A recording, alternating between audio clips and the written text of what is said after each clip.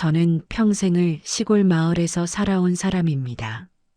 어릴 때부터 이 마을에서 자랐고 여기서 가족을 꾸리고 살아왔죠. 하지만 지금은 손자 준호와 단둘이 살고 있답니다. 이곳은 논과 밭이 어우러진 작은 마을이에요. 저희 집은 마을 끝자락, 작은 언덕 위에 자리 잡고 있어요. 집은 낡았지만 저와 준호에겐 아늑한 보금자리랍니다. 바람이 불면 지붕에서 삐걱거리는 소리가 나기도 해요. 하지만 저는 그 소리가 정겹게 느껴지곤 한답니다. 우리 마을은 아침마다 새소리로 가득해요. 창문을 열면 신선한 공기와 함께 바람이 들어옵니다. 아침 공기는 정말 상쾌하고 맑아서 마음까지 깨끗해지죠. 저와 준호는 매일 새벽같이 일어나 하루를 시작했어요. 준호는 어릴 때부터 저와 함께 살았어요. 그의 부모는 10년 전 교통사고로 세상을 떠났습니다. 그날은 겨울이었고 눈이 소복이 쌓여 있었어요. 갑작스러운 사고 소식을 듣고 저는 하늘이 무너지는 기분이었어요. 남편을 잃은 지 얼마 되지 않아 아들 부부까지 떠나버렸으니까요. 준호는 사고 당시 겨우 5살이었어요. 어린 준호는 부모가 떠난 사실을 이해하지 못했죠. 할머니, 아빠랑 엄마는 언제 돌아와요? 그 물음에 저는 늘 눈물을 참으며 대답했답니다. 조금만 기다리면 돌아오실 거야, 준우야. 하지만 저는 그 약속을 지킬 수 없었어요. 그때부터 저는 준호를 키우기 위해 하루하루를 버텨냈답니다. 힘든 날도 많았지만 준호를 보면 다시 일어날 수 있었어요. 준호는 시간이 지날수록 의젓한 아이로 자랐어요. 할머니, 제가 더 열심히 도울게요. 그는 항상 저를 도우며 힘이 되어줬답니다. 학교를 마치고 집에 오면 논밭일을 거들었어요. 할머니, 오늘 물을 퍼올릴까요? 그의 손은 작았지만 그 손으로 많은 걸 해냈어요. 우리의 하루는 늘 비슷했지만 그 평범함이 행복이었어요. 아침이면 준호가 먼저 일어나 저를 깨웠어요. 할머니, 이제 일어나셔야죠. 저는 피곤해도 그의 목소리를 들으면 웃음이 났답니다. 우리는 함께 간단한 아침을 먹고 논으로 향했어요. 저는 논에서 물꼬를 손보거나 잡초를 뽑곤 했죠. 준호는 그 옆에서 제가 하는 일을 도와줬어요. 점심이 되면 둘이 나무 그늘 아래 앉아 도시락을 먹었습니다. 도시락은 소박했지만 맛있게 먹던 준호의 얼굴이 기억나요. 할머니, 이 밥이 세상에서 제일 맛있어요. 그 한마디가 제게 얼마나 큰 힘이 됐는지 몰라요. 저녁이면 둘이 집으로 돌아와 함께 식사를 준비했어요. 준호는 반찬을 꺼내고 저는 국을 끓였죠. 할머니, 제가 상 차릴게요.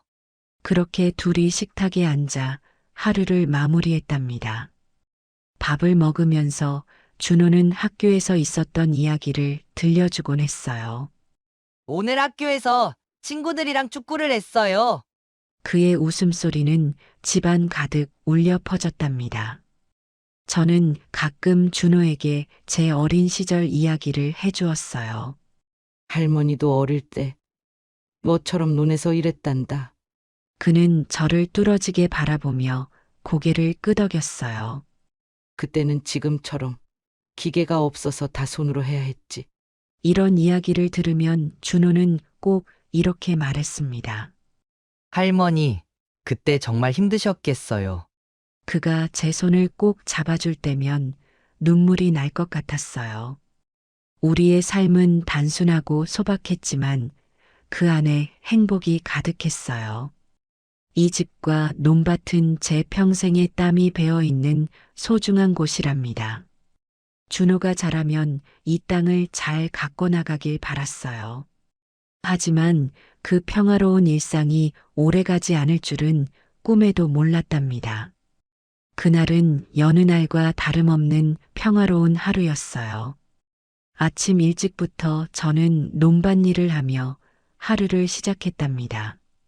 준호는 늘 그렇듯 제 곁에서 성실히 도와주었어요. 할머니, 물 길어올게요. 준호가 환하게 웃으며 외쳤죠. 저는 그런 준호를 보며 미소를 지었습니다. 준호와 함께 일하는 시간은 저에게 가장 소중한 순간이었어요. 하지만 그날은 뭔가 조금 달랐습니다. 집으로 돌아왔을 때 낯선 신발 한 켤레가 현관 앞에 놓여 있었거든요. 저는 순간 멈춰 섰어요. 누가 우리 집에 와 있을 줄은 몰랐거든요. 문을 열자 거기에는 오랫동안 못 봤던 얼굴이 있었어요. 바로 제 큰아들, 명호였습니다. 명호는 소파에 앉아 있다가 저를 보자 일어섰어요. 엄마, 오랜만이에요. 잘 지내셨어요? 그의 목소리는 반갑게 들렸지만 어딘가 이상한 기운이 느껴졌어요. 몇 년간 연락조차 없었던 명호가 갑자기 찾아온 이유가 궁금했습니다. 저는 어색하게 웃으며 물었어요. 명호야, 어떻게 온 거니? 무슨 일이야? 그는 한숨을 내쉬며 대답했어요. 엄마가 보고 싶어서 왔어요. 요즘 일이 많아서 이제야 왔네요. 그 말을 들었지만 마음 한구석이 편치 않았어요. 명호는 준호를 보더니 반가운 표정을 지었답니다. 준호야, 이렇게 컸구나. 큰아버지 기억나니? 준호는 낯설어하며 천천히 고개를 끄덕였어요. 네, 큰아버지. 오랜만이에요. 명호는 준호의 머리를 쓰다듬으며 미소를 지었답니다. 저는 명호가 왜 이곳에 온 건지 알 수 없어 불안했어요. 몇 년 동안 소식 한 번 없던 아들이 갑자기 찾아온 건 이유가 있을 테니까요. 명호는 저녁이 되어서야 조심스럽게 말을 꺼냈습니다. 엄마, 요즘 제가 좀 힘든 상황이에요. 그의 말투는 한없이 나긋나긋했지만 뭔가 꺼림칙했어요. 며칠만 여기서 머물게 해주세요. 다른 데 갈 곳이 없어요. 저는 잠시 고민했어요. 몇 년간 연락조차 없던 명호를 믿어도 될까 싶었거든요. 하지만 가족이라는 이유로 결국 허락했답니다. 그래. 너가 힘들다니 어쩌겠니. 잠시 머물러라. 그렇게 명호는 우리 집에서 지내기 시작했어요. 명호는 처음 며칠 동안은 나름대로 살갑게 굴었어요. 엄마, 제가 밭일도 도와드릴게요. 그는 저와 준호를 따라 논밭으로 나가곤 했답니다. 하지만 그는 농사일에 익숙하지 않았어요. 서툴게 물꼬를 다루고 금방 지쳐버렸죠. 엄마, 이런 일 정말 힘드네요. 그의 말투는 어딘가 모르게 진심이 느껴지지 않았어요. 며칠이 지나자 명호는 본색을 드러내기 시작했어요. 엄마, 이 농가 집은 꽤 크고 좋아 보이네요. 그는 마치 재산을 평가하듯 말했어요. 이런 건 나중에 관리가 필요하지 않을까요? 저는 그가 무슨 말을 하려는 건지 이해할 수 없었어요. 명호야. 내가 아직 건강하니 그런 건 걱정하지 마라. 명호는 계속 집과 논밭에 대해 이야기했습니다. 엄마, 이런 땅은 앞으로 값이 많이 오를 거래요. 그의 말투는 설득하려는 듯한 느낌이 강했어요. 미리 준비해 두면 나중에 준호에게도 좋지 않겠어요? 저는 그 말을 듣고 마음이 불편해졌어요. 명호야. 그런 얘긴 그만하자. 난 지금도 충분히 행복해. 그는 마을 사람들에게도 집과 땅에 대해 물어보기 시작했어요. 우리 어머니 집과 노는 꽤 넓죠. 그의 질문을 받은 이웃들은 의아해했답니다. 저는 그 이야기를 듣고 더 이상 평온할 수 없었어요. 명호가 뭔가 꿍꿍이를 꾸미고 있다는 느낌이 들었거든요. 그러던 어느 날 명호가 다시 대화를 꺼냈어요. 엄마, 준호도 커서 도시로 나가야 하지 않겠어요? 그의 말에 저는 단호히 대답했답니다. 그건 나중에 걱정할 일이야. 지금은 내가 충분히 잘 관리하고 있어. 그럼에도 불구하고 그는 끊임없이 땅과 집에 대해 이야기했어요. 저는 점점 그의 의도를 의심하게 되었습니다. 그날 밤 저는 잠을 이루지 못했어요. 명호의 갑작스러운 방문과 그의 말들로 인해 불안감이 커졌답니다. 그가 왜 이곳에 온 것인지, 왜 자꾸 땅과 집에 대해 말하는지 알 수 없었어요. 하지만 그 불안감이 현실이 되기까지는 오랜 시간이 걸리지 않았답니다. 그날도 평소와 다름없이 아침부터 논밭에서 일을 했어요. 날씨는 맑았고 따스한 햇볕이 내리쬐는 평화로운 날이었죠. 저는 논의 물꼬를 다듬고 있었고 준호는 논 한쪽에서 잡초를 뽑고 있었답니다. 준호와 함께 일하면 힘든 줄도 몰랐어요. 그 아이가 제게 얼마나 큰 힘이 되는지 모릅니다. 하지만 그날따라 마음 한구석이 묘하게 무거웠어요. 명호가 떠올랐죠. 그가 집에 들어온 이후로 뭔가 불안한 느낌이 떠나질 않았거든요.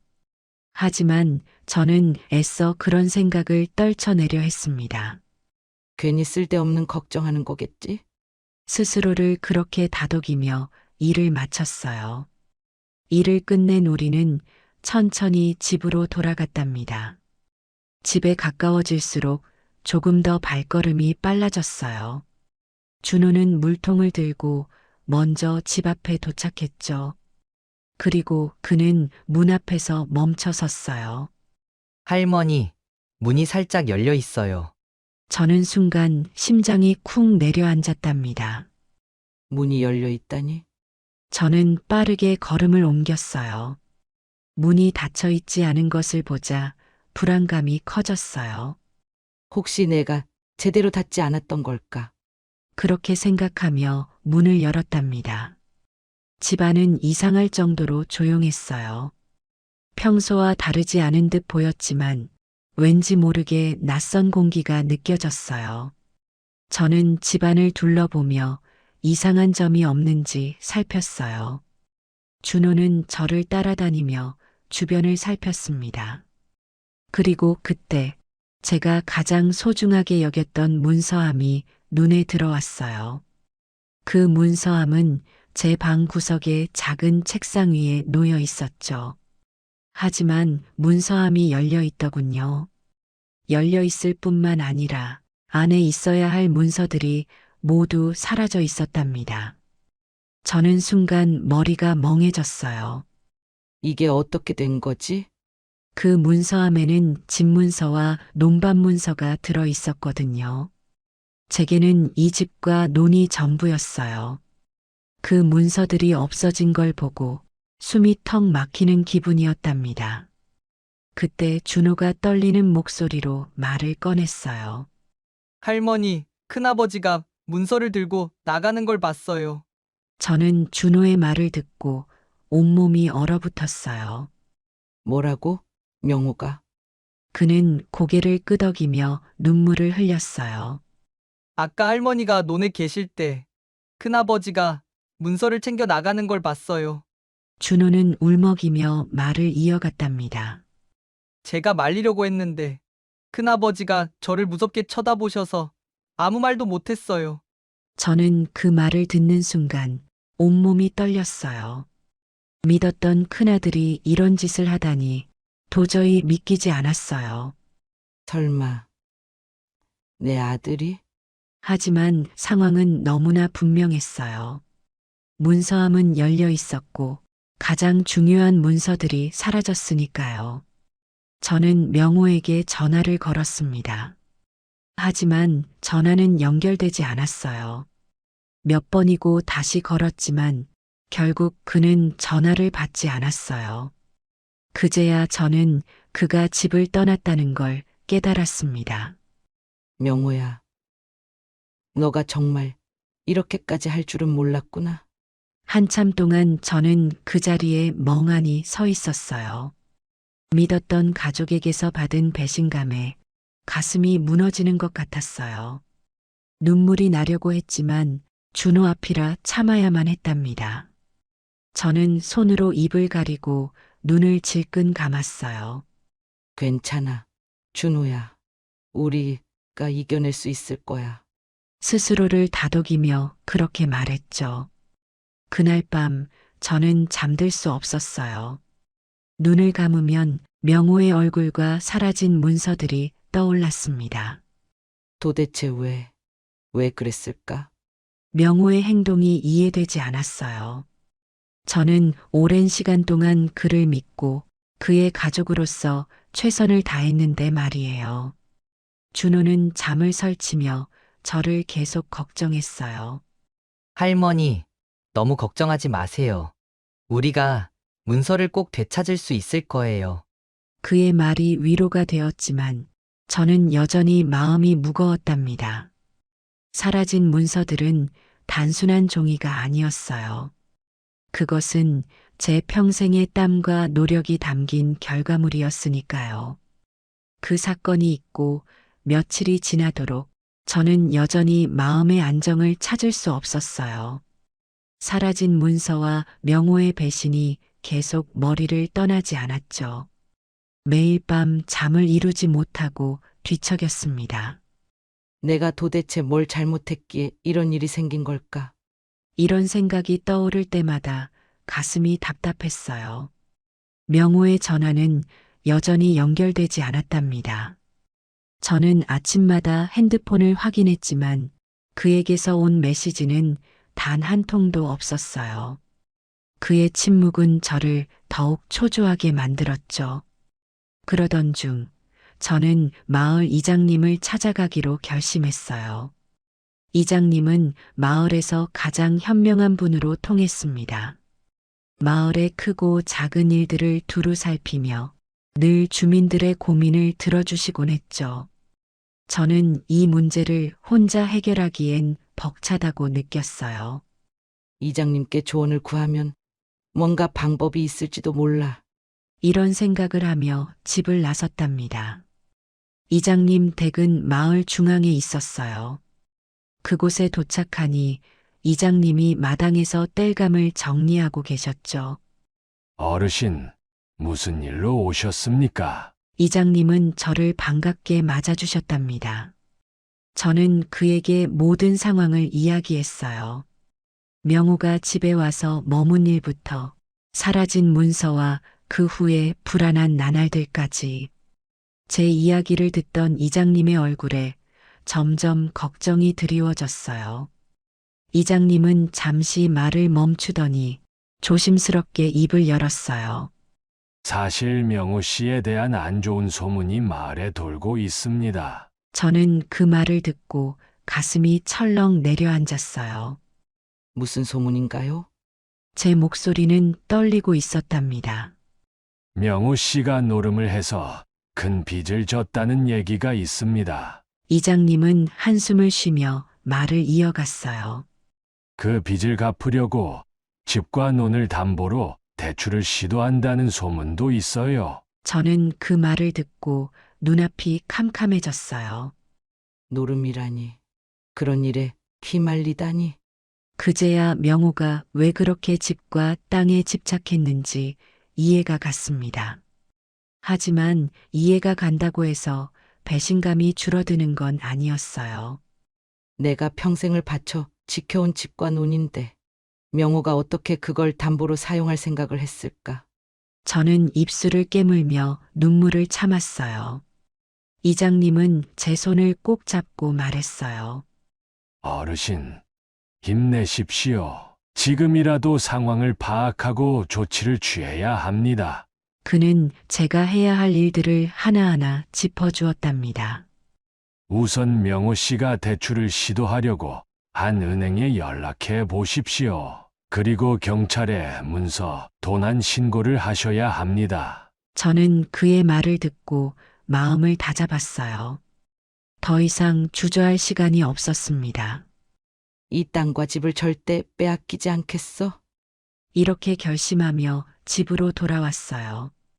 그날 밤 저는 명호가 어떤 상황에 처했는지 더 알아보기로 했어요. 마을의 몇몇 사람들에게도 조심스럽게 물어보았습니다. 그들은 명호에 대한 이야기를 하나둘 들려주었어요. 서울에서 몇 년 동안 노름판에 휘말렸다고 하더군요. 빚쟁이들에게 쫓기고 있다는 소문도 있어요. 그래서 어머니 집과 땅을 노리는 것 아닐까요? 그들의 말은 제 마음을 아프게 했어요. 하지만 저는 더 이상 울고만 있을 수 없었어요. 이건 내 잘못이 아니야. 명호가 잘못된 선택을 한 거지. 내가 부족해서 이런 일이 생긴 게 아니야. 저는 스스로를 다독이며 마음을 굳게 먹었어요. 다음 날 저는 경찰서를 찾아가 문서 도난 신고를 했어요. 경찰은 상황을 듣고 제게 몇 가지 질문을 했답니다. 문서를 마지막으로 본 게 언제죠? 용의자가 명확히 특정되나요? 저는 명호의 이름을 말하며 그가 어떻게 문서를 훔쳐갔는지 설명했어요. 경찰은 사건 접수를 마친 뒤 가능한 한 빨리 조사에 착수하겠다고 말했습니다. 그 후 저는 명호가 대출을 시도했을 가능성이 있는 은행에 연락했어요. 은행 직원에게 상황을 설명하고 만약 명호가 문서를 이용해 대출을 시도할 경우 즉시 연락해달라고 부탁했답니다. 직원은 제 이야기를 듣고 걱정스러운 얼굴로 고개를 끄덕였어요. 그런 일이 생기면 바로 연락드리겠습니다. 모든 일을 마치고 집으로 돌아오는 길에 저는 다시 한번 제 자신에게 다짐했어요. 절대 포기하지 않을 거야. 내가 평생을 바쳐 일군 집과 논이니까. 그 결심이 저를 다시 일어서게 했답니다. 집에 도착하자 준호가 걱정스러운 얼굴로 달려왔어요. 할머니, 괜찮으세요? 어디 다녀오셨어요?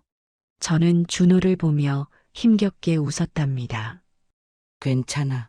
준호야. 할머니가 이 집과 논을 꼭 지킬 거야. 너가 걱정할 필요 없어. 그날 밤 저는 다시 한번 사라진 문서와 명호의 얼굴을 떠올렸어요. 눈물이 날 것 같았지만 준호를 생각하며 이를 악물고 참았답니다. 내 손으로 꼭 되찾아야 해. 이 땅은 너에게 물려줘야 할 소중한 곳이니까. 그 다짐이 제 가슴 속에 단단히 자리 잡았어요. 명호의 행적을 알게 된 후로 저는 그에 대한 모든 신뢰를 완전히 잃었습니다. 노름으로 큰 빚을 진 것도 모자라 제 집과 논을 담보로 삼으려 한 사실은 절대 용서할 수 없었어요. 저는 그의 행동이 단순한 실수가 아니라 의도적인 배신이라는 것을 깨닫고 더 이상 물러설 수 없었답니다. 경찰에 문서 도난 신고를 하고 은행에도 연락해 대출 시도 막을 조치를 취한 덕분에 명호는 더 이상 대출을 진행할 수 없게 되었어요. 하지만 그의 연락은 여전히 없었고 저는 그가 어떤 행동을 할지 몰라 마음을 놓을 수 없었답니다. 그러던 어느 날 명호가 다시 마을로 돌아왔어요. 그는 마치 아무 일도 없었다는 듯 저를 찾아왔답니다. 그의 얼굴은 피곤해 보였지만 어딘가 뻔뻔한 태도가 느껴졌어요. 엄마, 이야기 좀 해요. 그가 문 앞에 서서 그렇게 말했을 때 저는 그를 문 안으로 들이지 않고 마당에 앉혔답니다. 명호야, 무슨 할 말이 있니?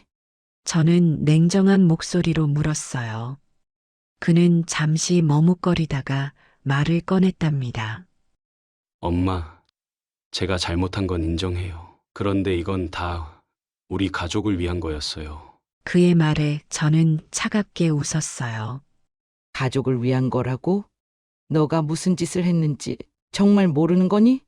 명호는 제 눈을 똑바로 못 보고 고개를 돌렸어요. 엄마, 제 입장도 좀 이해해 주세요. 저는 돈이 필요했어요.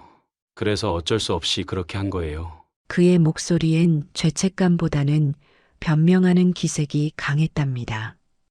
저는 한숨을 쉬며 말했어요. 명호야, 너가 힘들었으면 나한테 말했어야지. 왜 나를 배신하면서까지 그런 선택을 했니? 그는 말문이 막힌 듯 입을 다물었어요. 저는 계속해서 말을 이었답니다. 너가 가족을 위해 했다는 말? 그건 그냥 핑계야. 진짜 가족을 위한다면 이런 배신을 할 수는 없었을 거야. 명호는 그제야 고개를 들고 화난 목소리로 말했어요. 엄마, 왜 그렇게까지 날 몰아붙이는 거예요? 저도 엄마 아들이잖아요. 저를 믿어주면 안 돼요? 그의 말에 저는 단호히 대답했답니다. 명호야, 너가 날 배신했어. 배신한 사람을 내가 어떻게 믿니? 다시는 널 믿지 않을 거야. 그의 얼굴은 순간 분노로 일그러졌어요. 엄마, 정말 그렇게 나온다면 저도 가만히 있지 않을 거예요. 그는 협박하듯 말을 뱉더니 벌떡 일어나 마당을 떠났답니다. 저는 그의 뒷모습을 보며 깊은 한숨을 내쉬었어요. 명호야, 너는 정말 왜 이렇게 변해버렸니? 눈물이 나려고 했지만 저는 그것마저 참아야만 했답니다. 그날 밤 저는 준호와 마당에 앉아 이야기를 나눴어요. 준호는 걱정스러운 얼굴로 제게 물었답니다. 할머니, 큰아버지가 또 나쁜 짓을 하면 어쩌죠? 저는 그의 손을 꼭 잡고 대답했어요. 준호야, 우리가 할 수 있는 건 다 했단다. 큰아버지가 어떤 짓을 해도 우리는 이 집과 눈을 지킬 거야. 하지만 제 마음 한편엔 여전히 불안감이 가득했어요. 명호는 분명 쉽게 포기할 사람이 아니었거든요. 그는 원하는 걸 얻기 위해 수단과 방법을 가리지 않는 사람이었어요. 그동안 저를 속이고 준호까지 위협했던 그를 생각하면 더 이상 그를 가족으로 생각할 수 없었답니다. 며칠 후 명호가 마을 사람들에게 저를 설득하려 했다는 소문이 들려왔어요. 어머니께서 저를 오해하신 거예요. 제가 정말 가족을 위해 이러는 건데. 그는 이웃들에게 자신을 변명하며 저를 나쁘게 이야기했다고 했어요. 그 소문을 들은 저는 더 이상 참을 수 없었답니다. 명호야, 너가 원하는 걸 절대 얻지 못할 거야. 그날 저는 제 마음속에서 그를 완전히 끊어내기로 했어요. 며칠 동안 명호는 더 이상 제게 연락하지 않았어요. 그의 침묵이 오히려 더 불안하게 느껴졌답니다. 저는 그의 움직임을 알 수 없어서 조바심이 났어요. 그가 어떤 일을 꾸미고 있을지 알 수 없었으니까요. 마치 폭풍 전야처럼 주변은 고요했지만 제 마음은 늘 불안했답니다. 그러던 어느 날 준호가 학교에서 돌아왔을 때 평소와는 다른 얼굴로 저를 바라봤어요. 그의 표정은 걱정과 혼란으로 가득했답니다. 준호야, 무슨 일이니? 학교에서 무슨 일이 있었어? 저는 그의 얼굴을 보며 재촉했어요. 준호는 망설이다가 조심스럽게 말을 꺼냈답니다. 할머니, 큰아버지가 학교 앞에서 저를 기다렸어요. 저는 그 말을 듣고 순간 얼어붙었어요. 명호가 너를 만났다고? 그가 준호에게까지 접근했다는 사실에 머릿속이 복잡해졌답니다. 그가 뭐라고 했니? 혹시 무슨 위협이라도 했니? 저는 떨리는 목소리로 물었어요. 준호는 고개를 가로저으며 대답했답니다. 아니요, 위협한 건 아니에요.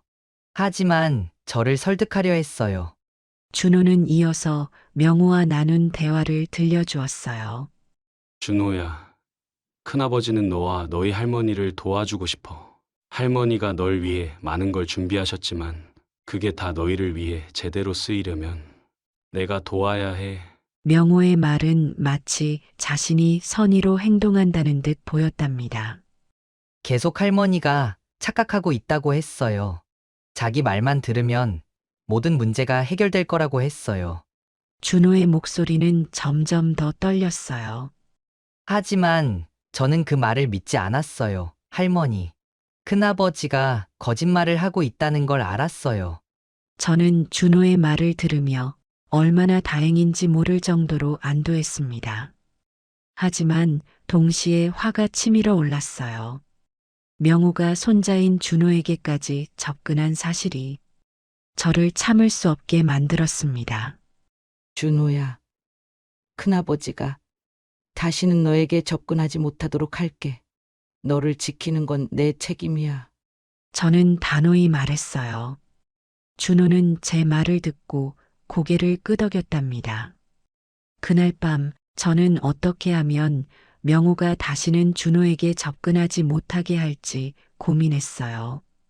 명호가 저를 설득할 수 없으니 준호를 통해 압박하려는 게 분명했거든요. 그가 준호를 위험에 빠뜨릴지도 모른다는 생각이 들어 저는 더 철저히 움직이기로 결심했습니다. 다음 날 저는 준호가 학교에 가는 길에 동행했어요. 학교 앞에서 준호를 지켜보며 명호가 또 나타날 가능성에 대비했답니다. 하지만 그날은 명호가 나타나지 않았어요. 그럼에도 저는 안심할 수 없었답니다. 그 후 저는 마을 이장님을 찾아가 명호가 준호에게 접근한 사실을 알렸어요. 이장님은 제 이야기를 듣고 크게 놀라셨답니다. 아니, 그 사람이 이제 애까지 끌어들이려 하다니 정말 걱정이군요. 이장님은 고민 끝에 마을 주민들에게도 알리겠다고 했어요. 명호 씨가 마을 사람들에게도 거짓말을 했던 만큼 이번 일에 대해 모두가 경계할 필요가 있습니다. 이장님의 도움으로 마을 사람들은 명호의 행동에 대해 더 주의를 기울이기 시작했답니다. 마을 입구에서 그를 본 주민들은 곧장 저에게 알리겠다고 약속했어요. 또한 저는 경찰에 명호가 준호에게 접근했다는 사실도 알렸어요. 아이를 통해 할머니에게 압박을 가하려는 의도가 보입니다. 가능한 빨리 상황을 파악하고 대처하겠습니다. 경찰은 저를 안심시키며 그가 또다시 접근할 경우 연락을 달라고 했습니다. 하지만 그날 밤 저는 여전히 불안한 마음에 잠들 수 없었어요. 명호가 어떤 계획을 세우고 있을지 알 수 없었거든요. 그는 자신의 목적을 위해 더 큰 일을 벌일 수도 있는 사람이었으니까요. 준호는 밤새 곤히 잠들었지만 저는 그 곁에서 밤을 새우며 지켰답니다. 내가 지켜야 해. 준호에게까지 해를 끼치게 할 수는 없어. 그 다짐이 저를 더욱 강하게 만들었어요. 저는 더 이상 이 상황을 혼자 해결할 수 없다는 생각이 들었어요. 명호가 준호에게까지 접근한 사실이 알려지면서 저는 무언가 큰 결정을 내려야만 했답니다. 그는 단순히 저를 설득하려는 것이 아니라 준호를 이용하려는 것처럼 보였으니까요. 혼자서는 이길 수 없어. 이웃들의 도움이 필요할 거야. 저는 결심하고 마을 사람들에게 도움을 요청하기로 했어요. 다음 날 저는 마을 사람들을 한 명씩 찾아가 명호에 대해 이야기했어요. 명호가 우리 집 문서를 훔쳐갔습니다. 노른 빚을 갚으려고 집과 논을 담보로 대출을 시도했어요. 그 말을 들은 사람들은 모두 놀라움을 감추지 못했어요. 어르신, 정말 그런 일이 있었단 말인가요? 저는 그동안 있었던 일들을 하나하나 설명했답니다. 저는 명호를 믿었는데 그 아이가 이렇게까지 할 줄은 몰랐습니다. 제 이야기를 들은 마을 사람들은 저를 돕겠다고 약속했어요. 어르신, 혼자서 이 일 감당하려 하지 마세요. 우리가 함께 도울 테니까요. 이웃들은 명호의 행동을 더 이상 묵과할 수 없었어요. 그는 이미 마을 사람들에게도 여러 가지 문제를 일으킨 적이 있었거든요. 그 사람이 노름에 빠졌다는 얘기는 우리도 들었습니다. 하지만 이렇게까지 행동할 줄은 몰랐군요. 사람들은 제게 정보를 제공하며 명호의 행적을 조사하는데 힘을 보탰답니다. 또한 마을 이장님은 명호가 대출을 시도했던 은행에 직접 연락했어요. 어르신의 재산을 담보로 대출을 시도하려 했다는 사실을 알게 되었습니다. 그 사람이 이런 행동을 반복하지 못하도록 주의해 주세요. 은행 측에서도 상황의 심각성을 이해하고 협조를 약속했답니다. 만약 비슷한 시도가 다시 이루어진다면 즉시 어르신께 연락을 드리겠습니다. 이웃들의 도움은 단순한 위로를 넘어서 명호의 계획을 막는데 큰 힘이 되었어요. 그들은 명호가 마을에 다시 나타나면 곧바로 제게 알리겠다고 약속했답니다. 어르신, 걱정하지 마세요. 우리 모두가 함께 지켜보고 있으니 그가 다시는 이런 일을 벌이지 못할 겁니다. 그들의 따뜻한 마음은 제가 힘을 내는데 큰 도움이 되었어요. 혼자가 아니구나. 함께하는 사람들이 있구나. 저는 그제야 마음 한구석이 조금씩 놓이기 시작했습니다. 명호는 점점 더 막다른 길로 몰리고 있었어요. 이웃들의 협조와 은행의 경계 덕분에 그는 더 이상 대출을 시도할 수 없었습니다. 그가 꾸미던 계획은 철저히 막혀버렸죠. 하지만 그는 여전히 포기하지 않았어요. 명호는 마지막으로 저를 설득하려 했습니다. 엄마, 제가 잘못했습니다. 하지만 이번 한 번만 기회를 주세요. 이 모든 건 정말 가족을 위한 거였어요. 그의 눈빛은 간절해 보였지만 저는 그 말이 더 이상 진실로 들리지 않았어요. 명호야, 너가 무슨 말을 해도 소용없다. 너는 이미 선을 넘었어. 가족이라는 이유로 너의 잘못을 덮어줄 수는 없어. 저는 단호히 대답했습니다. 그의 얼굴은 점점 더 어두워졌고 결국 그는 분노에 찬 목소리로 소리쳤어요. 엄마, 그렇게 나오시면 저도 더 이상 가만히 있지 않을 겁니다. 명호는 저를 협박하며 무언가를 얻어내려고 했지만 이미 그의 행동은 모두 드러나 있었어요. 마을 사람들과 경찰은 그의 모든 행적을 주시하고 있었답니다. 결국 명호는 빚쟁이들에게 쫓기게 되었어요. 그는 그동안 속이고 이용했던 사람들로부터도 외면받았죠. 얼마 지나지 않아 경찰 조사에서 그의 불법 행위가 밝혀졌어요. 노름 빚을 갚기 위해 도난 문서를 이용하려던 그의 계획은 법적으로 문제가 될 수밖에 없었답니다. 결국 명호는 재판에 넘겨졌어요. 법정에서 그는 자신의 행동을 변명하려 했지만 이미 그의 말은 아무도 믿지 않았어요. 모든 증거와 증언이 그가 저지른 잘못을 명백히 드러냈답니다. 그는 법의 심판을 받으며 자신이 저지른 일의 대가를 치러야 했어요. 그는 재판 결과 징역 10년을 선고받았어요. 그 눈빛에는 후회보다 억울함이 서려 있었죠. 하지만 그가 얼마나 비열하고 탐욕스러웠는지는 이미 모두에게 드러난 상태였어요. 명호야, 너가 가족을 배신하고 욕심의 눈이 멀었을 때 이미 우리 사이의 끈은 끊어진 거야. 저는 그의 몰락을 지켜보며 속으로 이렇게 외쳤습니다. 그가 감옥에서 보낼 10년은 그가 저지른 죄를 대가로 치르는 시간일 뿐이에요. 내가 평생 땀 흘려 지켜온 이 땅과 집은 너 같은 배신자를 위해 존재하는 곳이 아니야. 그가 남긴 상처는 깊었지만 그 상처는 결국 제게 더 강한 의지를 심어주었답니다. 명호는 감옥에서 혼자가 될 거예요. 그는 더 이상 누구의 가족도 아니고 누구에게도 신뢰받을 수 없는 사람이 되었으니까요. 그가 남긴 흔적은 마치 잿더미 같았지만 저는 그 잿더미 속에서 새로운 씨앗을 뿌릴 힘을 얻었어요. 명호야, 너는 가족을 등지고 탐욕을 택했어. 그 대가는 너의 인생을 망가뜨리며 돌아갔단다. 저는 더 이상 그를 연민하지 않았어요. 배신한 가족에게 연민은 사치일 뿐이니까요. 명호가 자신의 욕심을 채우기 위해 빼앗으려 했던 이 집과 땅은 결국 그의 손에 들어가지 않았고 오히려 그의 몰락을 증명하는 증거로 남았습니다. 그가 감옥에서 보낼 10년 동안 저는 손자 준호와 함께 이 땅을 더 단단히 지켜갈 거예요. 명호야, 너가 어떤 생각을 하든 이 땅은 더 이상 너가 돌아올 곳이 아니야. 저는 그렇게 마음속으로 다짐하며 명호의 몰락을 끝으로 다시 우리의 삶을 새롭게 시작했습니다.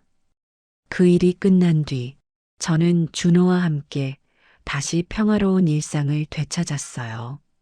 명호와의 일은 아픈 기억으로 남았지만 저는 앞으로 나아가기로 결심했답니다. 명호와의 일은 끝났지만 그 여파는 쉽게 사라지지 않았어요. 저는 그 사건이 남긴 상처를 차마 준호에게 다 털어놓을 수 없었답니다. 그 아이는 아직 어린 나이에 너무 많은 걸 감당해야 했으니까요. 그래서 저는 그저 웃으며 괜찮다라고 말하는 게 전부였어요.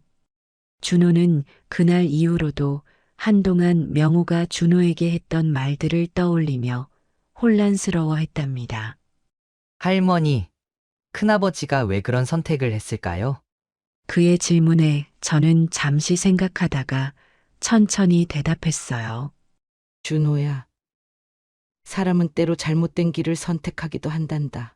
하지만 그것 때문에 우리가 우리의 길을 잃어서는 안 돼. 저는 그에게 상처를 줄까봐 명호에 대한 이야기를 더 깊이 하지 않았어요. 다만 앞으로 어떤 상황에서도 함께 힘을 합쳐 이겨내자는 말을 자주 했답니다. 준호는 그런 저의 말을 들으며 조금씩 웃음을 되찾았어요. 할머니, 저도 이제 더 열심히 할게요. 그 말은 제게 큰 위로가 되었답니다. 며칠 후 준호와 저는 함께 논으로 나갔어요. 햇살이 따사롭게 내려앉은 논밭은 여전히 우리 가족의 삶이 깃든 소중한 터전이었죠. 준호는 호미를 들고 잡초를 뽑으며 말했어요. 할머니, 이 돈은 제가 꼭 지킬 거예요. 이 땅은 우리 가족의 것이잖아요. 저는 그 말에 고개를 끄덕이며 대답했답니다. 그래, 준호야, 우리 함께 지키자. 이곳은 우리의 집이니까. 저는 그 말을 하면서도 눈가가 뜨거워졌어요. 그동안 얼마나 많은 일을 겪었는지 그제야 실감이 났답니다. 하지만 준호의 결연한 표정을 보니 제 마음도 단단히 다잡을 수 있었어요. 우리가 함께라면 무엇이든 이겨낼 수 있을 거야. 그날 저녁 저와 준호는 마당에 앉아 저녁 바람을 맞으며 이야기를 나눴어요. 할머니, 앞으로 저는 더 강해질 거예요. 그럼 할머니도 걱정 안 하시겠죠? 준호의 말에 저는 웃으며 대답했답니다. 그래, 준호야, 너가 그렇게 생각해 주니 할머니는 정말 든든하구나. 우리는 별빛이 반짝이는 하늘 아래서 서로의 손을 꼭 잡고 앞으로의 삶에 대해 다짐했어요. 준호는 어린 나이에도 불구하고 제게 늘 커다란 힘이 되어 주었답니다. 할머니, 우리 더 행복해질 수 있겠죠? 그의 순수한 질문에 저는 아주 확신에 찬 목소리로 대답했어요. 물론이지. 준호야, 우리는 이제 더 행복해질 거야. 그 어떤 어려움도 우리를 무너뜨릴 수는 없단다. 이렇게 모든 일이 지나간 후에도 저와 준호는 서로를 의지하며 이 땅에서 우리의 삶을 이어가기로 다짐했습니다. 힘든 시간을 이겨내며 얻은 교훈은 우리의 마음속에 깊이 새겨졌어요. 가족이란 단지 피로 이어졌다고 해서 무조건 믿을 수 있는 존재가 아니야. 저는 준호에게 가끔 그런 이야기를 했어요. 진짜 가족은 서로를 배신하지 않고 함께 지켜주는 사람들이란다. 준호는 제 말을 귀담아 듣고 조용히 고개를 끄덕였어요. 할머니, 저도 그런 사람이 될게요. 저는 절대 할머니를 실망시키지 않을 거예요. 그 말에 저는 안심하며 웃었습니다. 저와 준호는 다시 논밭을 일구며 성실히 하루를 살아가고 있어요. 명호의 배신은 깊은 상처로 남았지만 그 일을 통해 가족이라도 무조건 믿어선 안 된다는 교훈을 얻었답니다. 우리는 땅을 가꾸며 서로에게 의지했고 이 땅과 집이 얼마나 소중한 터전인지 다시 한번 깨달았어요. 할머니, 제가 더 열심히 해서 이곳을 지킬게요. 준호의 다짐은 제게 큰 위로가 되었답니다. 우리는 이제 과거의 아픔을 딛고 새로운 내일을 향해 나아가기로 했어요. 저는 올해로 68살이 된 이순심입니다. 지금부터 제가 들려드릴 이야기는 7년 전으로 거슬러 올라갑니다. 그날은 제 인생에서 가장 설레는 날 중 하나였습니다. 아들 성우가 드디어 자신의 인연을 저에게 소개하는 날이었기 때문입니다. 성우는 대기업 해외 영업부에서 일하는 똑똑한 아들이었습니다. 35의 나이에 과장 직책까지 달았지만 늘 제 걱정거리는 아들의 결혼이었습니다. 어머니, 이번에 소개해드릴 사람은 정말 좋은 사람이에요. 전날 밤 성우가 전화로 그렇게 말했을 때 제 마음은 이미 설렘으로 가득 찼습니다. 강남의 고급 일식집에서 처음 만난 며느리 미연은 제 마음을 단숨에 사로잡았습니다. 미연은 같은 회사 인사팀에서 일하는 지적인 여성이었습니다. 단정한 정장 차림에 예의 바른 말투, 거기에 때때로 보이는 애교 섞인 웃음까지. 어머님, 제가 성우 씨 회사에서 마주치면 눈웃음 짓더라고요. 그렇게 말하는 미연의 모습이 참으로 사랑스러웠습니다. 식사 내내 미연은 저를 살뜰히 챙겼습니다. 제가 좋아하는 반찬을 골라주고 국물이 식을까 수시로 들어서 따뜻하게 데워주었습니다. 성우는 그런 미연을 뿌듯한 눈빛으로 바라보았습니다. 어머님, 앞으로 제가 효도하면서 잘 모시겠습니다. 헤어질 때 미연이 제 손을 꼭 잡고 한 말이었습니다. 그 말을 들은 순간 저는 눈시울이 붉어졌습니다. 남편을 일찍 여의고 혼자 성우를 키우면서 얼마나 외로웠는지 모릅니다. 이제 딸 같은 며느리가 생긴다고 생각하니 가슴이 벅차올랐습니다. 그로부터 한 달 후 양가 부모님들이 만나 혼사를 논했습니다. 미연의 부모님도 참 좋은 분들이었습니다. 시종일관 겸손한 태도로 혼사를 진행하셨고 까다로운 조건도 내세우지 않으셨습니다. 결혼식 날짜는 그해 가을로 잡았습니다. 준비 기간 동안 미연은 정말 착한 며느리였습니다. 주말마다 저를 찾아와 함께 시장을 보고 음식을 만들었습니다. 어머님이 끓이시는 미역국 비법 꼭 배우고 싶어요. 그렇게 말하며 배우는 모습이 얼마나 예쁘던지요. 결혼식 전날 미연은 절까지 하며 인사를 드렸습니다. 어머님, 앞으로 제가 성우 씨랑 함께 어머님 행복하게 해드릴게요. 저는 그날 밤 너무 기뻐 잠을 이루지 못했습니다. 결혼식 날 미연은 눈부시게 아름다운 신부였습니다. 하얀 웨딩드레스를 입은 모습이 마치 천사 같았지요. 성우가 눈물을 글썽이며 미연의 손을 잡고 성혼 서약을 했을 때 저도 모르게 눈물이 흘렀습니다. 하객들은 모두 잘 어울리는 커플이라며 축하해 주었습니다. 신혼집은 제 아파트에서 차로 10분 거리에 있는 새 아파트였습니다. 성우가 회사에서 받은 대출로 장만한 30평형 아파트였는데 위치도 좋고 전망도 좋았습니다. 미연이 직접 인테리어를 꾸미겠다고 나서서 예쁘게 꾸몄습니다. 결혼식 다음 날, 첫 시댁 방문 날 미연은 손수 준비한 음식을 한 상 가득 들고 왔습니다. 갓 시집온 새색 씨가 그렇게 정성을 들일 수 있다는 게 믿기지 않을 정도였습니다. 저는 그때 생각했습니다. 이제 나도 딸을 얻었구나. 그렇게 저희 가족의 행복한 시간이 시작되는 것 같았습니다. 하지만 그때는 몰랐습니다. 미연의 그 다정한 모습이 가면이었다는 것을, 제가 앞으로 겪어야 할 일들을. 결혼 초 미연은 정말 완벽한 며느리였습니다. 아침마다 출근하는 성우의 도시락을 정성스럽게 싸주었고 퇴근 후엔 따뜻한 저녁을 준비했습니다. 주말이면 어김없이 시장 바구니를 들고 제 집을 찾아왔습니다. 어머님, 오늘은 제가 어머님 좋아하시는 북엇국 끓여드릴게요. 그렇게 말하며 부엌으로 들어가는 며느리의 뒷모습이 얼마나 예뻤는지 모릅니다. 저는 옆에서 미연의 음식 솜씨를 칭찬하며 이것저것 가르쳐 주었습니다. 미연은 제가 알려주는 요리 비법을 꼼꼼하게 메모하곤 했습니다. 특히 성우가 좋아하는 반찬들은 더욱 열심히 배웠습니다. 명절 준비도 미연이 앞장섰습니다.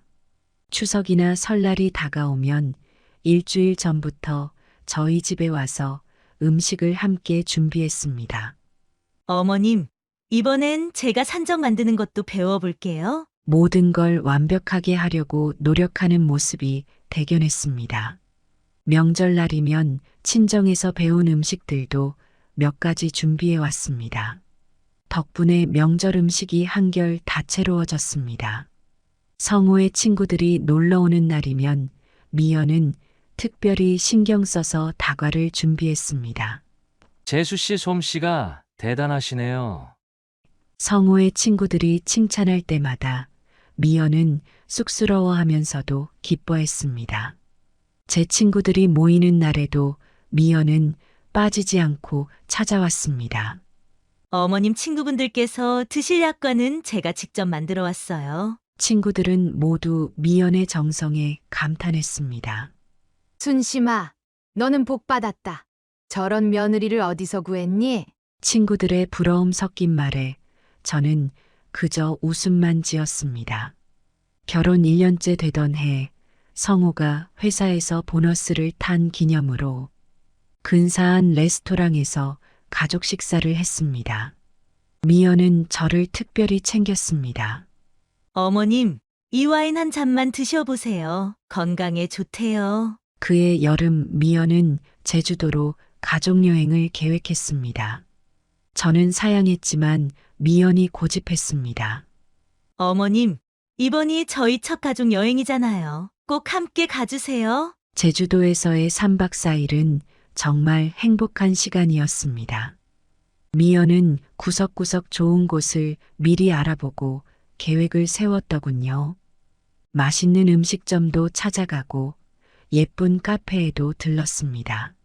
특히 바다가 보이는 카페에서 찍은 가족 사진은 아직도 제 방에 걸려 있습니다. 그때 미연은 임신 소식도 전했습니다. 어머님, 이제 할머니 되실 일만 남으셨네요.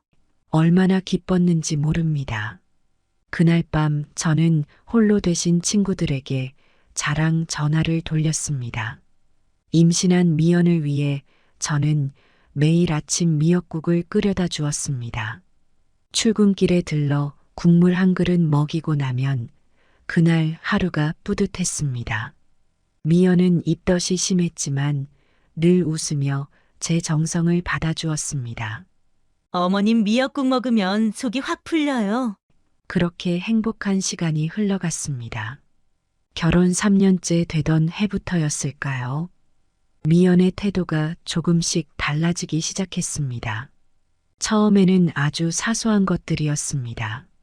전화를 해도 예전처럼 반갑게 받지 않았고 바쁘다며 먼저 끊어버리곤 했습니다. 주말마다 하던 방문도 이런저런 핑계로 미뤄졌습니다. 어머님, 오늘은 회사 동기 모임이 있어서요. 이번 주말은 친정엄마가 아프셔서 가봐야 할 것 같아요. 한 달에 한 번 보기도 힘들어졌습니다. 그래도 저는 이해하려 했습니다. 직장 생활하랴, 살림하랴, 얼마나 힘들까 싶어서였죠. 손주가 태어나고 나서는 더했습니다. 애기한테 안 좋은 습관 들까봐 걱정돼요. 제가 손주를 안아주려 할 때마다 그렇게 말하며 데려갔습니다. 아이가 울 때면 어머님이 오셔서 그래요. 라고 말하기도 했습니다. 손주 이유식을 해주겠다고 했을 때는 단호하게 거절했습니다. 위생관념이 달라서요. 제가 알아서 하겠습니다. 그 말에 얼마나 상처받았는지 모릅니다. 평생을 깔끔하게 살아온 제가 손주 이유식도 못해줄 만큼 더럽다는 말이었을까요? 성우에게 이런 이야기를 하고 싶지 않았습니다. 바쁜 회사 생활에 겨우 과장자리 꿰찼는데 집안일로 신경 쓰게 하고 싶지 않았거든요. 하지만 미연의 차가운 행동은 계속되었습니다. 제가 전화하면 바쁘다고 끊어버렸고 문자를 보내도 읽고 답장하지 않았습니다. 길에서 우연히 마주쳐도 모른 척 지나갔습니다. 어느 날은 마트 주차장에서 마주쳤는데 급하게 차를 돌려 다른 곳으로 가버렸습니다. 동네 이웃들의 눈총도 느껴지기 시작했습니다. 순심 씨, 며느리랑 무슨 일 있어요? 요즘 통 안 보이네. 그럴 때마다 저는 괜찮다고 바빠서 그렇다고 둘러댔습니다. 부끄러웠거든요. 남들이 그토록 부러워하던 며느리가 이렇게 변할 줄 누가 알았겠습니까? 결혼 5년 차가 되던 해 상황은 더욱 나빠졌습니다. 이제는 제가 해준 반찬을 미연이 아예 받지도 않았습니다. 현관문 앞에 놓고 가면 그대로 방치해 두었다가 버렸습니다. 언젠가는 제가 직접 눈으로 보았습니다. 제가 정성껏 담근 김치를 쓰레기 봉투에 버리는 모습을요. 어머님 음식은 냄새가 나서 못 먹겠어요. 그 말을 하는 미연의 표정에는 어떤 미안함도 없었습니다. 손주 문제는 더욱 심각했습니다. 이제는 아예 손주 얼굴 보는 것조차 힘들어졌습니다. 미연은 제가 전화라도 하면 아이가 잠들었다고 했습니다. 찾아가면 어린이집에 갔다고 했습니다. 어린이집에 마중 나가도 이미 데려가고 없었습니다. 그러다 우연히 알게 되었습니다. 손주가 어린이집도 가지 않은 날이 많았다는 것을요. 일부러 저를 피하고 있었던 겁니다. 어느 날은 며느리 친구를 마트에서 마주쳤습니다. 반갑게 인사를 건네려는데 그 친구가 저를 위아래로 훑어보더니 고개를 돌려버렸습니다. 나중에 알고 보니 미연이 친구들에게 저를 험담했다고 합니다. 시어머니가 잔소리가 너무 심해서 살 수가 없어. 육아에 자꾸 간섭해서 미치겠다. 구시대적인 사고방식으로 자기들 가정을 망치고 있잖아. 라고 하면서요. 저는 한 번도 그런 적이 없었습니다. 오히려 조심스러워서 말 한마디 건네기도 어려웠는데 말입니다. 성우의 생일이었던 어느 날이었습니다. 아들 얼굴이라도 보고 싶어 찾아갔습니다. 미역국을 들고서 말이에요. 그런데 미연은 현관문을 열어주자마자 짜증을 냈습니다. 어머님, 이제 그만 간섭하시고 저희 살게 해주세요. 성우 씨도 어머님 때문에 스트레스 받아요. 그 말이 얼마나 서러웠는지 모릅니다. 제가 언제 간섭했다고 그러는 걸까요? 그저 아들 생일이라고 미역국 한 그릇 들고 온 것뿐인데 발걸음을 돌리는데 등 뒤에서 들렸습니다. 이제 나이도 있으신데 무슨 음식을 하세요? 사 먹으면 되지. 쓰레기통에 미역국을 버리는 소리도 들렸습니다. 그날 이후로 저는 성호의 생일날에도 찾아가지 못했습니다. 명절에도 이제는 형식적으로 얼굴만 비쳤습니다. 미연은 친정 행사를 핑계로 시댁 명절 음식 준비에는 전혀 참여하지 않았습니다. 차례상을 차리면 늦게 와서 형식적으로 절만 하고 바로 친정으로 갔습니다. 우리 친정은 음식을 다 사서 하는데 시댁은 왜 이렇게 구시대적이에요? 명절 준비를 도와주러 온 큰 조카 앞에서 그런 말을 하는 걸 들었습니다. 이제는 제가 아파도 찾아오지 않았습니다. 감기로 고열이 났을 때도 전화 한 통 없었습니다. 옆집 김할머니가 병원에 데려다 주시고 약도 사다 주셨습니다. 그날 밤 저는 혼자 앓으면서 생각했습니다. 내가 무슨 잘못을 그리 크게 했길래 내 아들의 아내가, 내 손주의 엄마가 이렇게까지 나를 미워하는 걸까? 하늘에 계신 남편도 이런 모습을 보면 얼마나 가슴 아파할까? 그렇게 저는 또 한숨으로 밤을 지새웠습니다. 그날은 유난히 추운 겨울날이었습니다. 손주가 심하게 아파서 미연에게 연락이 왔습니다. 어린이집에서 열이 많이 난다고 해서 데려가야 하는데 자기는 중요한 회의가 있어서 못 가니 할머니가 좀 데려가 달라는 것이었습니다. 저는 얼른 외투를 걸치고 택시를 타고 어린이집으로 향했습니다. 평소에는 버스를 타고 다녔지만 그날은 손주가 걱정되어 서둘렀습니다. 어린이집에 도착하니 손주가 울먹이며 저를 보고 반겼습니다. 할머니, 얼굴이 빨갛게 달아올라 있었고 이마를 만져보니 열이 심했습니다. 선생님께서 말씀하시길 아침부터 열이 있었다고 했습니다. 39도까지 올라가서 연락을 드렸어요. 얼른 어린이집에서 아픈 손주를 데리고 나왔습니다. 택시를 타고 미연의 집으로 가려는데 갑자기 미연이 전화를 했습니다. 어머님, 우리 집 말고 어머님 댁으로 가세요. 제가 나중에 데리러 갈게요. 순간 의아했지만 며느리의 말대로 우리 집으로 왔습니다. 해열제를 먹이고 미지근한 물로 몸을 닦아주며 열을 내리려 애썼습니다. 하지만 그날 밤늦게까지 미연은 오지 않았고 전화도 받지 않았습니다. 자정이 다가오는데 손주의 열은 좀처럼 떨어지지 않았습니다. 걱정된 할머니는 결국 아픈 손주를 데리고 미연의 집으로 갔습니다. 택시 기사님께서도 걱정되셨는지 아파트 입구까지 바래다 주셨습니다. 후문에서 보니 미연의 방에 불이 환하게 켜져 있었습니다. 초인종을 누르자 안에서 술잔 부딪히는 소리와 웃음소리가 들렸습니다.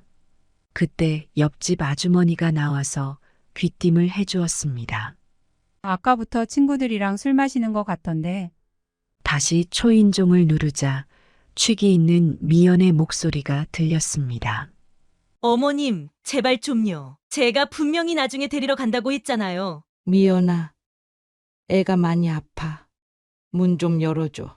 항상 이러시니까 제가 싫어하는 거예요. 매번 와서 감시하고 저 이제 진짜 지쳤어요. 그때 안에서 남자의 목소리가 들렸습니다. 누구야? 빨리 보내. 순간 온몸이 굳어버렸습니다. 성우는 분명 해외 출장 중이었습니다. 미연의 말투가 더욱 거칠어졌습니다.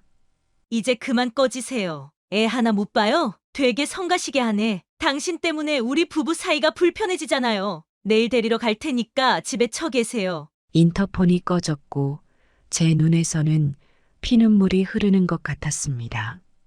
아픈 손주를 안고 한밤중에 응급실을 찾아가는 제 마음은 무너져 내렸습니다. 그날 밤 저는 응급실 의자에 앉아 밤을 새웠습니다. 아픈 손주 옆에서 꼬박 밤을 지새우는데 제 마음은 손주의 열보다 더 뜨겁게 타들어갔습니다. 새벽녘이 되어서야 손주의 열이 조금 내렸습니다. 창밖이 하얗게 밝아올 때까지 저는 한숨도 못 잤습니다. 성우의 어린 시절이 떠올랐습니다. 그 애도 이렇게 아플 때면 밤새 끙끙 앓았었는데 그때는 혼자서도 잘 키워냈다고 자부했습니다. 하지만 이제는 내 손주조차 제대로 돌보지 못하는 할머니가 되어버렸습니다. 평생을 자식 잘 되라고 손주 잘 크라고 기도했던 제 마음이 이렇게 무너질 줄은 몰랐습니다. 손주는 괜찮아졌고 그날 이후 저는 큰 병을 얻었습니다. 하루 종일 일어나지 못하고 누워만 있었습니다. 몸이 아픈 것보다 마음이 더 아팠습니다. 돌이켜보면 그날 밤이 제 인생의 가장 긴 밤이었던 것 같습니다. 그날 이후 저는 일주일째 병원 신세를 지고 있었습니다. 의사 선생님은 과로와 스트레스로 인한 탈진이라고 했습니다. 하지만 제 몸보다는 마음이 더 아팠습니다. 간호사들이 매일 밤 제가 흐느끼는 소리를 들었다고 합니다. 저도 모르게 잠꼬대처럼 아들 이름을 부르고 있었나 봅니다. 해외 출장 중이던 성우에게는 연락하지 말라고 했습니다. 바쁜 아들 걱정시키고 싶지 않아서였죠.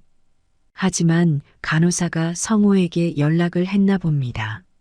토요일 새벽 병실 문이 벌컥 열렸습니다. 성우가 헐레벌떡 뛰어들어왔습니다.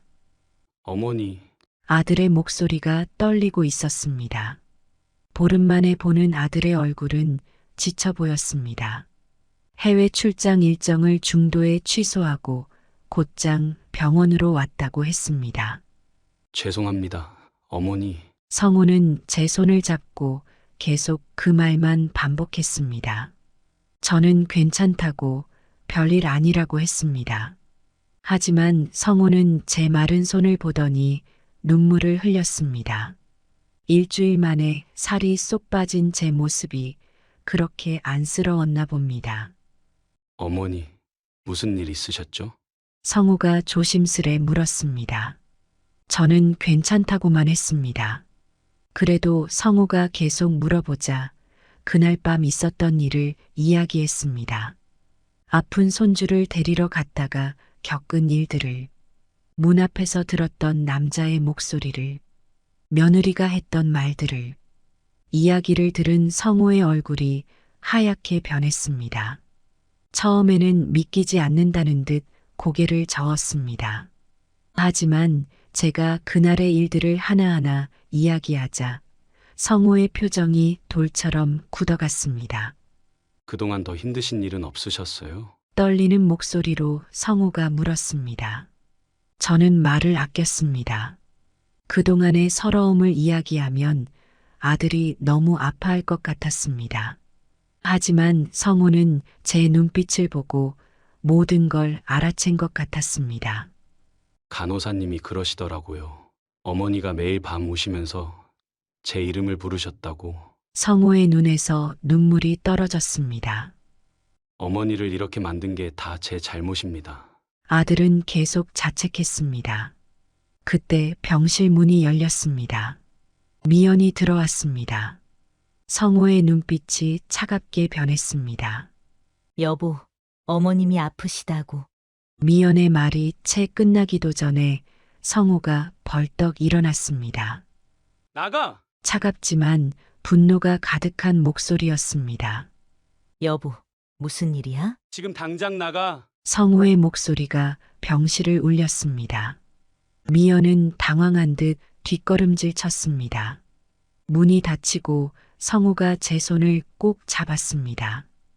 어머니, 이제 제가 어머니 지키겠습니다. 그날 이후 성우는 회사에 휴가를 냈습니다. 매일 병원에 와서 제 곁을 지켰습니다. 밤늦게까지 병실에서 저를 간호하다 의자에서 잠이 들곤 했습니다.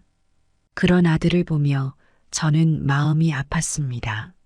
제가 아들의 발목을 잡는 것 같아서. 하지만 성우의 눈빛은 날이 갈수록 차가워졌습니다. 병실 의자에 앉아 무언가를 계속 휴대폰으로 찾아보는 모습이 심상치 않았습니다. 아들의 얼굴에서 그동안 못 봤던 분노와 결심이 엿보였습니다. 저는 불안했습니다. 아들이 너무 큰 상처를 받은 것 같아서. 하지만 그때는 몰랐습니다. 성우가 이미 모든 것을 알아내고 있었다는 것을. 그날 이후 성우는 달라졌습니다. 병원에서 퇴원하던 날 성우는 저를 자기 집으로 데려갔습니다. 어머니, 당분간 제가 옆에서 모시겠습니다. 아들은 제 짐을 옮기면서도 휴대폰을 계속 들여다보았습니다. 통화 내역, 문자 메시지, 은행 거래 내역. 무언가를 찾는 듯한 눈빛이었습니다. 그러더니 어느 날 회사 법무팀의 정 과장을 데려왔습니다. 형님, 부탁드린 자료 찾으셨나요? 정 과장은 서류 뭉치를 성우에게 건넸습니다. 거래처 부장이랑 통화 내역이랑 계좌 거래 내역 다 찾아봤어. 이거 큰일 날 것 같은데. 성우는 서류를 넘기며 얼굴이 굳어졌습니다. 그날 저녁 성우는 형사 친구를 만나러 나갔습니다. 돌아와서는 밤늦게까지 무언가를 적고 또 적었습니다. 다음 날은 회사 보안팀장을 만났습니다. 조사해보니까 미연 씨가 회사 법인카드로 호텔 결제한 내역이 여러 건 나왔습니다. 성우는 모든 증거를 하나하나 모으고 있었습니다. CCTV 영상, 통화 내역, 계좌 거래 내역, 호텔 투숙 기록. 미연의 모든 행적이 성우의 손에 들어왔습니다. 그러던 어느 날이었습니다. 성우가 거래처 부장의 아내를 찾아갔다고 합니다. 처음에는 모든 걸 부인하던 부장의 아내가 증거를 보자 오히려 분노했다고 합니다. 제가 그동안 얼마나 힘들었는지 아세요? 증거가 없어서 참고 살았는데. 부장의 아내는 오히려 성우에게 감사하다며 울었다고 합니다. 이제라도 이 지옥 같은 생활에서 벗어날 수 있게 해주셔서 감사합니다. 그동안 남편의 외도를 의심하면서도 증거가 없어 이혼도 못하고 끙끙 앓았다고 했습니다. 회사 돈을 빼돌린 정황도 어렴풋이 알고 있었지만 말 한마디 잘못했다가 모든 책임을 뒤집었을까봐 두려웠다고 합니다.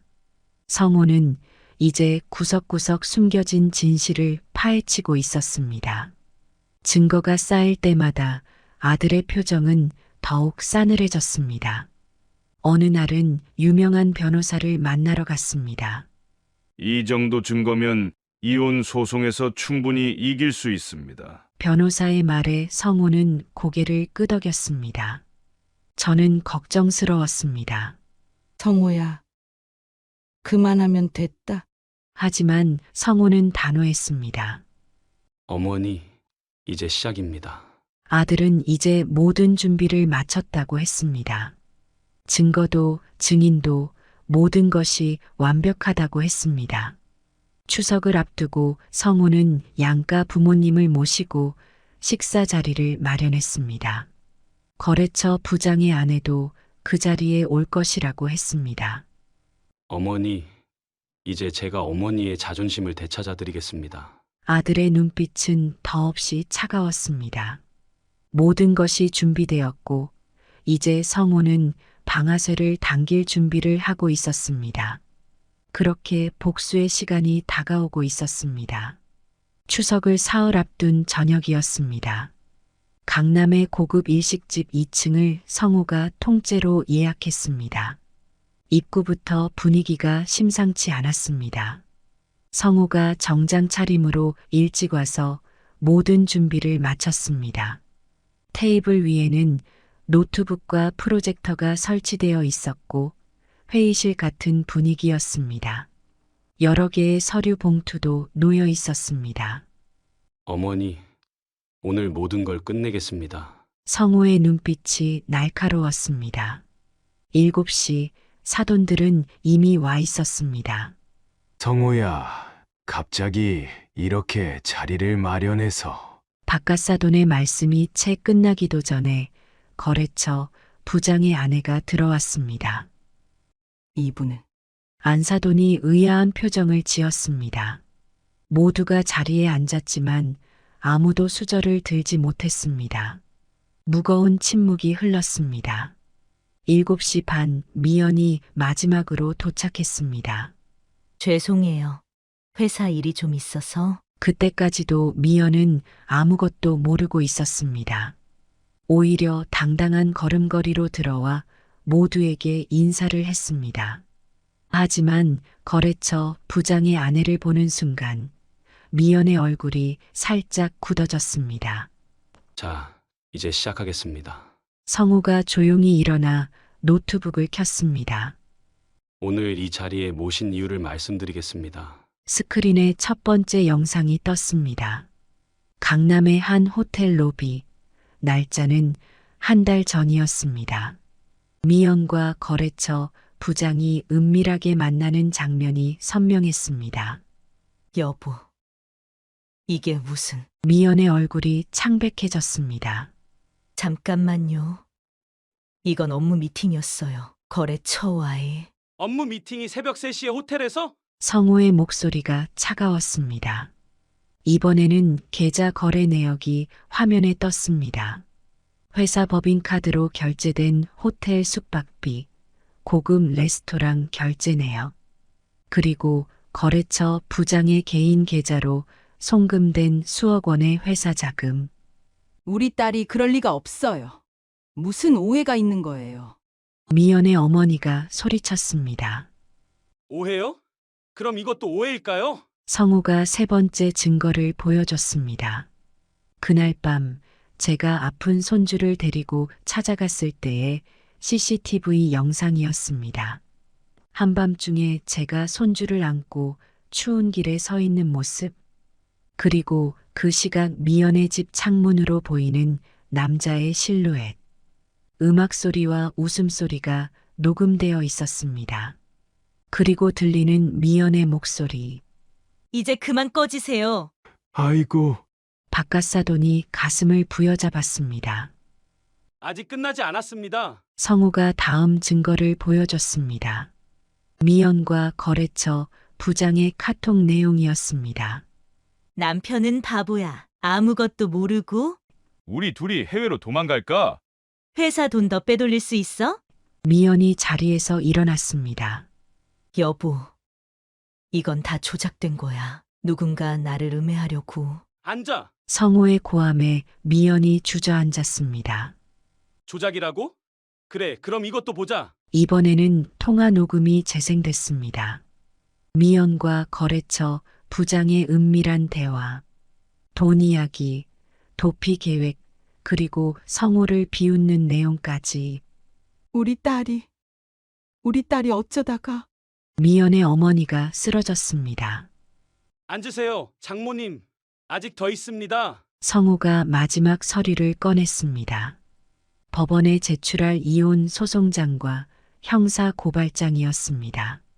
여보, 제발. 미연이 성우의 발 앞에 무릎을 꿇었습니다. 내 몸 발끝 하나 건들지 마. 성우의 손이 떨리고 있었습니다. 용서해달라는 거야? 뭘 용서해달라는 거야? 당신이 어머니를 어떻게 대했는지, 우리 아들이 아픈데도 어떻게 했는지, 날 배신하고 회사 돈까지 빼돌린 게 모두 증거로 남아있어. 성우의 목소리가 점점 커졌습니다. 그때 거래처 부장의 아내가 일어났습니다. 미연 씨, 이제 그만하세요. 우리 남편이 어제 모든 걸 자백했어요. 자백이라뇨? 결혼 전부터 시작된 불륜이라고요. 이제 그만 연기하세요. 미연은 그제야 모든 것을 깨달은 듯 했습니다. 완전히 다리에 힘이 풀려 주저앉았습니다. 어머님, 미연이 제게 다가왔습니다. 용서해 주세요. 제가 잘못했어요. 하지만 성우가 미연의 어깨를 잡아챘습니다. 이제 와서 무슨 용서야? 내일 아침까지 좀 빼. 성우야, 박가사돈이 마지막으로 애원했습니다. 우리 딸을 한 번만 봐주면... 장인어른, 그동안 정말 존경했습니다. 하지만 이건 용서할 수 없습니다. 성우가 마지막 서류를 내밀었습니다. 이혼 합의서야. 사인해. 위자료는 3억, 회사 횡령한 돈은 전액 반환. 이걸 거부하면 검찰에 고발하겠습니다. 미연은 떨리는 손으로 사인을 했습니다. 내일 아침까지 정리하고 나가. 한 번만이라도 더 얼굴 보이면 고소장 바로 접수할 거야. 성호의 마지막 말에 미연은 자리에서 일어났습니다. 친정아버지의 부축을 받으며 비틀거리는 걸음으로 나갔습니다. 미연의 어머니는 구급차에 실려 병원으로 가야 했습니다. 거래처 부장의 아내는 조용히 자리를 떴습니다. 식당 주인이 들어와 조심스레 말했습니다. 손님, 준비해둔 식사는 계산만 하겠습니다. 성호는 카드를 건넸습니다. 먹지도 못한 음식값을 계산하고 나왔습니다. 차에 탄 후에도 한참을 아무 말도 하지 않았습니다. 아, 성호야. 제가 먼저 입을 열었습니다. 어머니, 죄송합니다. 왜 너가 미안하니? 제가 진작 알았어야 했는데 성호의 눈에서 눈물이 흘렀습니다. 그동안 어머니가 얼마나 서러우셨을지. 저는 아들의 손을 잡았습니다. 이제 다 지나갔다. 그때 성호의 전화가 울렸습니다. 거래처 부장의 아내였습니다. 성호 씨, 우리 남편이 자수하겠답니다. 네? 회사 돈 횡령한 거 다 실토하고 검찰에 자수한대요. 성호는 전화를 끊고 한숨을 내쉬었습니다. 이제 정말 끝이네요. 집으로 돌아오는 길은 유난히 길게 느껴졌습니다. 밤하늘에 별이 유난히 많았습니다. 어머니, 우리 집에서 사세요. 아니다. 난 우리 집이 좋아. 그래도 넌 이제 새 삶을 살아야지. 나 때문에 발목 잡히면 안 돼. 성호는 아무 말도 하지 못했습니다. 집에 도착해서 현관문을 열자 옆집 할머니가 나오셨습니다. 이순심 씨 기다렸어요. 잘 해결됐나요? 네, 끝났습니다. 그래, 이제 마음 좀 놓이겠네요. 옆집 할머니는 제 손을 꼭 잡아주었습니다. 순심 씨가 그동안 많이 힘들었지. 그 말에 또다시 눈물이 났습니다. 성호가 저를 부축해 집 안으로 들어왔습니다. 그동안 제 방에는 손주의 장난감들이 그대로 있었습니다. 며느리가 버리라고 했지만 끝내 버리지 못했던 것들입니다. 성호가 장난감 하나를 집어들었습니다. 주말에 제가 데리고 올게요. 손주는 죄가 없다. 그래도 이제 제가 키울 거예요. 아들의 목소리가 단단했습니다. 그날 밤 성호는 제 집 소파에서 잠들었습니다. 어린 시절처럼 옆에서 잠든 아들을 바라보았습니다. 창밖에서 달빛이 스며들었습니다. 이제야 긴 악몽이 끝난 것 같았습니다. 손주 사진을 보며 마음속으로 되뇌었습니다. 우리 착한 손주. 할머니가 이제 더 자주 볼 수 있겠구나. 달빛이 스며드는 창가에 기대어 서 있으니 지난 날들이 주마등처럼 스쳐 지나갔습니다. 성호가 어렸을 때부터 혼자 키우면서도 이렇게 가슴 아픈 적은 없었습니다. 이제 손주마저 혼자 키우게 된 아들을 보니 마음 한켠이 무너져 내렸습니다.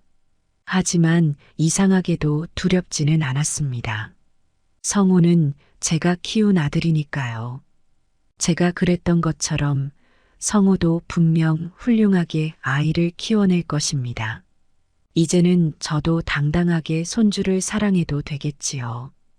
더 이상 눈치 보며 발걸음을 돌리지 않아도 됩니다. 마음껏 안아주고 마음껏 귀여워해도 됩니다. 누군가의 짜증 섞인 말을 듣지 않아도 됩니다. 이제 우리 가족은 새로운 이야기를 써내려갈 것입니다. 성호와 손주, 그리고 저, 우리만의 작은 세상을 만들어갈 것입니다. 깊어가는 밤, 달빛은 더욱 환해졌습니다. 마치 우리 앞에 놓인 새로운 길을 비춰주는 것 같았습니다. 저는 이제 행복한 할머니가 될 수 있을 것 같습니다. 아들이 지켜준 제 자존심만큼이나 소중한, 진정한 할머니로 살아갈 수 있을 것 같습니다. 잠든 아들의 숨소리를 듣고 있으니 지나간 시간이 한편의 영화처럼 스쳐 지나갔습니다. 긴 터널을 지나온 것 같습니다. 캄캄하고 끝이 보이지 않던 그 터널의 끝에서 이제야 빛을 보는 것 같습니다. 창밖의 달빛은 마치 제게 위로를 건네는 것만 같았습니다. 이제 다 괜찮아질 거예요 라고 말하는 것처럼 은은하게 빛났습니다. 아들과 손주와 함께 쓸 새로운 이야기가 기다리고 있습니다. 더 이상 가슴 아픈 일은 없을 것입니다.